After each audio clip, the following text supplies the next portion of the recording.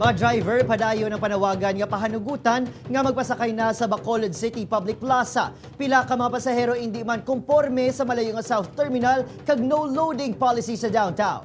Yaring balita nga atong gitutukan. Imbes maglibot, ginpakamaayo na lang sa driver nga si Nato nga magpatawhay sila todo sa Punta Taytay.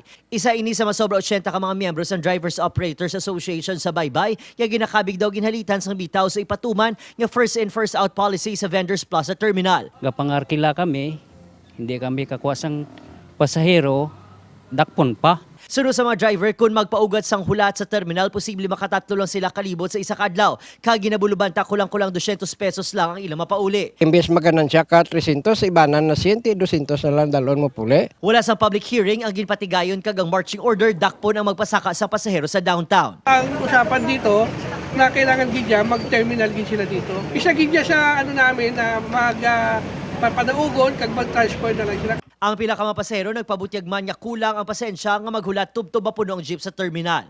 Kung ano da, ti kung digto sa pradahan, kamarikta, ti madilin kami Nang may galibot, parang makapauli ka dayon.